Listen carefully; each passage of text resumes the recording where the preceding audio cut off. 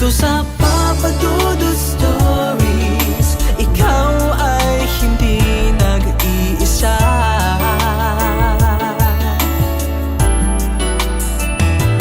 Dito sa Papa Dudut Stories, may nagmamahal sa'yo.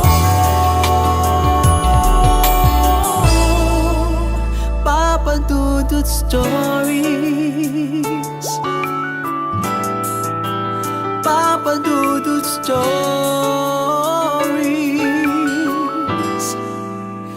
Papa Dudut Stories.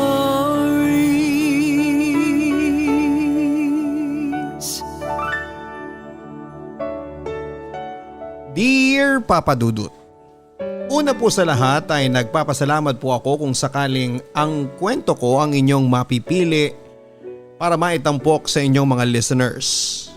Ang aking pong kwento ay siguradong kapupulutan ng maraming aral, lalo na ang mga kabataang katulad ko. Magandang araw po sa inyong lahat. Ako po si Paul, taga Valenzuela. 6 po kami magkakapatid at pangatlo po ako. Bata pa lamang po ako ay kinahiligan ko na ang pakikinig sa inyong programa dahil sa samut-saring kwento na talaga namang nakakaantig ng puso. Sabi ko noon sa sarili ko na balang araw ay ako naman ang susulat at ikikwento ang aking buhay at eto na nga po. Ang kwento ko po ay sa pagitan ko at ng aking kamamatay pa lamang na ama. Ang mga ilalahad ko po ay ang mga nangyari bago siya tuluyang mawala sa amin. Bata pa lamang po ako, Papa Dudut, ay umiinom na si Papa tuwing sasapit ang weekends. Pero hindi siya kagaya ng ilang manginginom na nagsusuka. At sa labas umiinom kasama ang mga kaibigan. Si Papa po kapag umiinom ay siya lamang mag-isa, nagsusolo siya. At sa tuwing lasing po siya ay lagi po kaming gising buong magdamag. At binabantayan siya dahil baka may basaging gamit namin. Mabait naman po si Papa lalo na at hindi po siya nakakainom. Siya po yung tipo ng tatay na kapag may kailangan ka ay ibibigay niya kaagad. Kapag may project ka at kailangan ng gastos ay babali siya sa trabaho niya para lamang may maibigay sa amin. Noong nag 12 years old na po ako, Papa Dudut, ay masasabi ko po na ako po ay maaasahan na sa aming tahanan. At laging napag-iiwanan ng mga nakababatang kapatid ko upang bantayan. Dahil sa kami lagi ang natitira sa bahay. Doon na po nagsimula na kapag tuwing lasing po ang papa ko ay ako po ang nagbabantay lagi sa kanya buong magdamag. Hindi ko po inaalis ang paningin ko sa kanya dahil baka nga po may masirang bagay kami. Nang naging 16 years old naman po ako ay natuto na po akong lumaban sa papa ko. Yan ay sa tuwing nakakainom lamang si papa. Pero kung hindi naman ay okay kaming dalawa. Habang tumatagal po kasi ay lalong nagiging alcoholic si Papa at nasasaktan na kaming mga anak niya. Last year po, Papa Dudut, ay lagi po kaming nag-aaway ni Papa tuwing lasing siya. At umabot na nga po sa puntong nagkasakitan na po kami at pinagsusuntok ko si Papa sa kanyang mukha. Eto po kasi yon. Ang sabi ni Papa sa akin ay lumabang ka habang gumigewang-gewang at sinusuntok-suntok ako sa may tiyan. That time po, Papa Dudut, ay sobrang gulo na po ng bahay namin. Lahat ng gamit ay sira-sira na at si Mama po ay nakaupo lamang dahil hindi na alam ang gagawin. At yung mga nakababatang kapatid ko naman ay nagtatago na dahil sa nasaktan din sila ni Papa. Hindi ko na napigilan ang sarili ko, Papa Dudut, at nandilim na ang paningin ko. Pinagsusuntok ko si Papa hanggang sa matumba siya sa sahig. At si Mama naman po ay sumigaw na po at tinawag si Kuya at sinapak po ako. At doon na po ako napatigil sa pagsuntok sa papa ko. Ang sabi pa nga ni Kuya, nilalabanan ka na ng anak mo kasi ikaw mismo nagpapakita ng mali. Papa Dudut, ng mga oras na yon ay hindi po ako nakaramdam ng awa sa papa ko dahil naisip ko na deserve naman niya ang ganon at wala siyang kwentang ama. Pagkatapos ng mga pangyayaring yon, Papa Dudut, makalipas lamang ang mga ilang linggo, ay nagkaayos po ulit kaming dalawa ni Papa. Although hindi po formal na nagkahingian ng tawad ay sa tuwing uutusan niya ako ay sinusunod ko. Papa Dudut, ako po yung tipo ng tao na hindi kayang tiisin na may galit sa pamilya ko. Kahit na madalas na ma-pride ako ay nangingibabaw pa rin ang pagmamahal ko. Kahit na hindi nila nakikita yon. Ako rin po kasi yung tao na yung pagmamahal sa pamilya ay hindi ko sinasabi gaya ng mahal kita. Imbes na sabihin ko ay ginagawa ko po yon. Isang araw bago po kami lumipat ng inuupahang bahay ay nagkainitan na naman po kami ng papa ko. Lasing po kasi siya ng mga oras na yon, Papa Dudut, at nagpapabili siya ng alak sa kapatid ko. Ang sabi ko, huwag niyong bibilhan yan. Imbes na ipangkain ay ipang-iinom pa niya. Habang masama ang tingin ko kay Papa. Sa bahay po kasi Papa Dudut ay ako lang ang nakakapigil kay Papa at nakakaharang sa mga gagawin niya. Pero nagpupumilit po si Papa hanggang sa nagkasagutan kami. Ang sabi po ni Papa ay pero ko to at sahod ko. Wala kang karapatan na pagbawalan ako. Ang sabi ko naman po ay wow, bakit ka pa umuwi dito? Kung pera mo pala yan, doon ka na lang sa trabaho mo mag-inom. Si Mama po ay nakaupo at pinapakinggan kami dahil galing sa trabaho at pagod. Hanggang sa nag-away na nga po kami Papa Dudut. Pinagbabagsak ni Papa yung gamit dahil sa ayaw namin siyang ibili ng alak. Hanggang sa sinabi ko na umalis ka na lang dito at hindi ka na namin kailangan. Umalis nga po si Papa at ako naman po kahit na nag-away kami ay sinundan ko si Papa kung saan man pupunta at nagsigurado ako na ayos siya. Saka ako umuwi sa amin. January taong ito Papa Dudut, bago po ako mag-birthday ay tumawag po sa akin si Papa. Itanong ko daw kay Mama kung magkano ang bili sa salad na inihanda namin ng bagong taon. Sinabi ko na lang na sige at binaba ko na ang tawag. Gusto kong sabihin kay Papa noon na wag nang maghanda kasi okay lang sa akin at mauuna pa siyang mag-celebrate dahil lasing na naman siya. Pero hindi ko magawa yon Papa Dudut. January 22 huling Sabado ni Papa. Sabado na umaga tinawag niya po yung kapatid ko. To halika samahan mo akong mamili. Pagdating po nila ay marami po silang dala na ipinabili pati na rin ang panghanda sa birthday ko. That time Papa Dudut ay iniisip ko na maghahanda-handa pa lasing na naman yan. Dumating po yung mga katrabaho ni Papa at nag-inuman po sila. Pinabili niya po yung kapatid ko ng alak. Pag-alis po nila ay uminom pa si Papa hanggang sa malango na nga siya ng alak. At syempre ako po ang nagbabantay dahil baka nga may mga gamit na naman na masira kapag nagwala siya. Nag-away po kami noon Papa Dudut. Sinabi niya sa akin na wag ko daw siyang pigil-pigilan. Ako naman po ay walang imik hanggang sa sumigaw po siya nang tumabi ka dyan kung ayaw mong mabarel. Agad ko pong tinakpan ang bibig niya at sinabing pa, huwag kang ang puro yabang. Wala ka naman nun Maya-maya may makarinig sa'yo mapahamak pa tayo dito. Pero hindi po doon nagtatapos ang lahat. May kinuha po siya sa bag niya at isasaksak niya po sana sa akin at buti na lamang at napigilan ko ang kamay niya. At pilit na kinuha yon. Sabi ko, eto nga ba sinasabi ko Bibili-bili ka ng panghanda sa birthday ko pero ikaw naman ang magse-celebrate. Pagkatapos noon Papa Dudut ay napaupo na siya at parang may iniisip. Kinaumagahan nang maalimpungatan na siya ay sinabi niya sa kapatid ko na itapon na daw po lahat ng binili niyang paghanda. Ako naman po ay walang imik sa gilid pero hindi po itinapon ng kapatid ko yung mga binili ni Papa. Pumasok po si Papa nang hindi kami nagkakaayos ng araw na yon, January 20, Wednesday. Tumawag po siya sa akin. Paul, pumasok ang mama mo? Ang sabi ko naman ay baka sa kamalig. Ang sabi niya, sige baka makauwi ako mamaya. Nang umuwi po si Mama ay nag-away po kami ng gabi noon at sumigaw-sigaw na si Mama dahil sa naabutang makalat ang aming bahay. That time po Papa Dudut ay bumili po ako ng ulam at tinirhan ko po si Papa dahil alam ko pong uuwi siya. 9:30 ng gabi ay tumawag po ang amo ni Papa at tinatanong kung nakauwi na ba si Mang Claudio. Ang sabi naman po ni Mama ay hindi pa po boss. Bakit po? Ang sabi ng boss kasi si Mang Claudio umuwi at lasing daw. sabi ng mga kasamahan niya.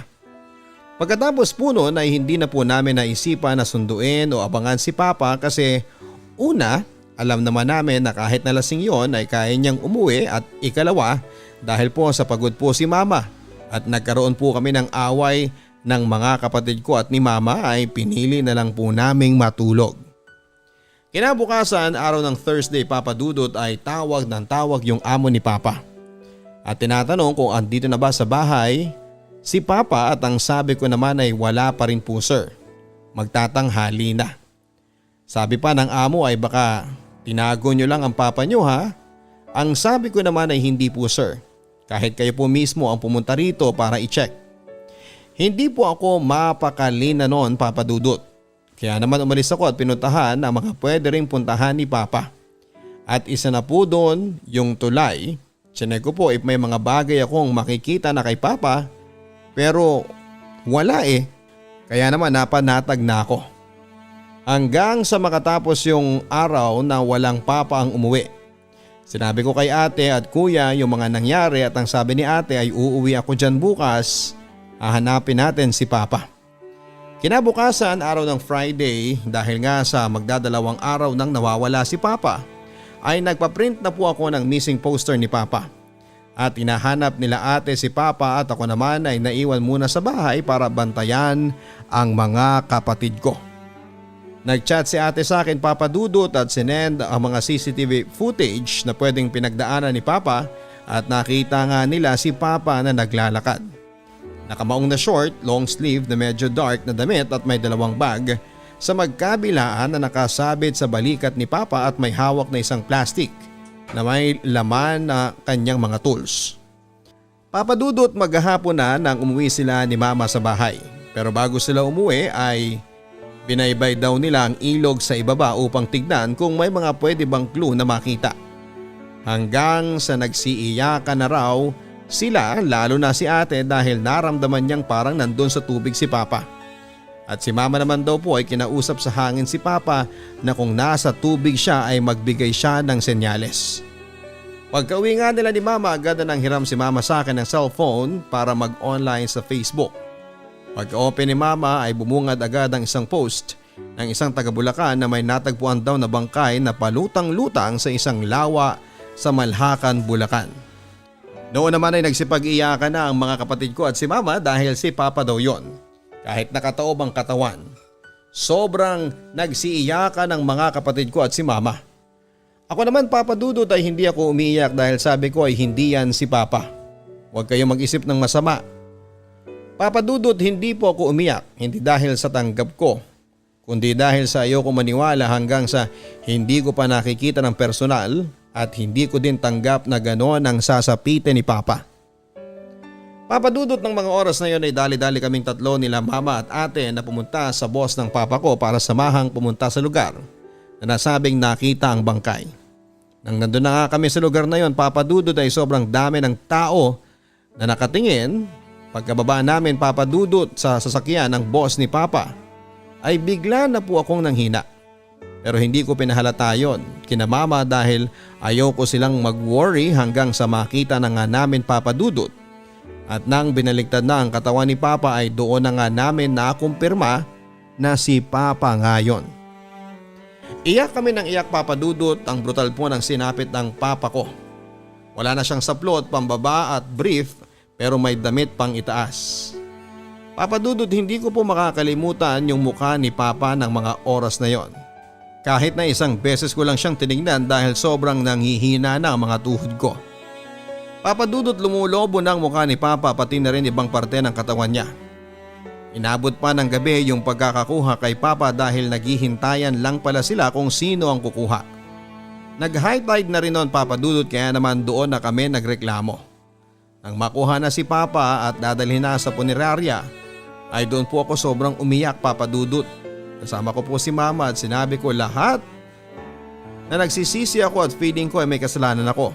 Kasi bago siya mawala ay inaway ko pa si Papa at kung ano-ano pang sinabi ko na kesyo ganito na hindi na sana naghanda pa. Si Mama po ay tahimik lamang na mga oras na yon. Papa Dudut, doon ko lang po na-realize na may mga pahiwatig na po pala ang lahat. Una ay ang huling pagbili ng mga grocery para sa amin. Pagbili ng handa para sa akin. Yung mga away namin ng mga kapatid ko at ni Mama na naganap sa huling araw na pala ni Papa. At yung huling tawag sa akin ni Papa na baka umuwi ako dyan. Oo Papa Dudut, ako po yung huling tinawagan ni Papa bago siya mawala at matagpuan naming wala ng buhay. Papa Dudut, ang sakit lang na hanggang sa mga huling linggo at araw ni Papa ay hindi ko siya napahalagahan. Na yung mga kamalian lang niya yung nakikita ko madalas. Papa Dudut, ng araw ng kaarawan ko ay tinuloy pa rin namin ang paghahanda ng birthday ko at niluto namin yung mga pinamili ni Papa para sa akin. Papa Dudut, malungkot po na nag-birthday ako tapos namatayan pa kami. Lagi kong maaalala na sa aking huling nag-connect si Papa. Pero hindi ko ramdam na huling araw na pala niya yon. Hindi ko na alam Papa Dudut kung sa mga susunod na kaarawan ko ay makakaramdam ako ng saya dahil nararamdaman kong lagi yung guilt sa puso ko. Na sa mga huling araw ni Papa ako yung inalala niya pero ako yung walang pake sa kanya at sobrang nagigilty talaga ako. Pero wala akong magagawa Papa Dudut, gaya na nga ng sabi nila na laging nasa huli ang pagsisisi. Kaya ito yung iniiwan ko para sa mga kabataang katulad ko na may parehong sitwasyon na gaya ko. Kahit gaano man naging kasama ang papa o mama ninyo ay mahalin nyo pa rin. Kasi mahirap mawala ng magulang. Lagi nyong iparamdam na nandiyan kayong mga anak nila sa tabi nila. Huwag ninyong hayaan na balutin kayo ng galit ninyo. Matutong magpatawad at mahalin ang pamilya, ang mga magulang dahil hindi natin alam kung kailan sila kukunin sa atin ng poong may kapal. Sa ngayon Papa Dudut ay hindi po namin alam kung paano babangon at magsisimula. Sobrang naapektuhan po kaming lahat, sina Mama sa trabaho at kami naman sa pag-aaral. Sa ngayon ay hindi namin alam kung saan kami kukuha ng iba pa naming mga pangangailangan. Incoming grade 11 na po ako at may incoming grade 10, 9 and 6 pa po akong mga kapatid. Hindi po namin alam kung paano lalagpasan yung mga problemang darating pa. Maraming salamat po sa pagbasa ng aking kwento Papa Dudut at sana'y marami akong naiwang aral at inspirasyon. Lalo na sa mga kabataang katulad kong nakakarinig ng aking kwento. More power and God bless po sa inyong programa. Lubos na gumagalang, Paul. Ay mahiwaga, laging may lungkot at saya. Sa Papa Dudut Stories, laging may karamay ka.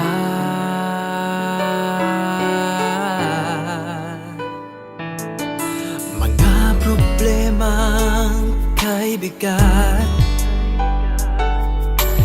dito ay pakikinggan ka. Sa Papa Dudut Stories, kami ay iyong kasama. Dito sa Papa Dudut Stories, ikaw ay hindi nag-iisa.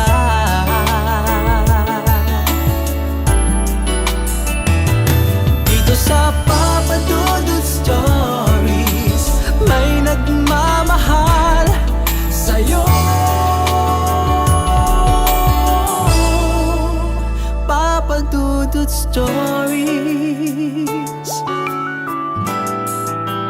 Papa Dudut Stories.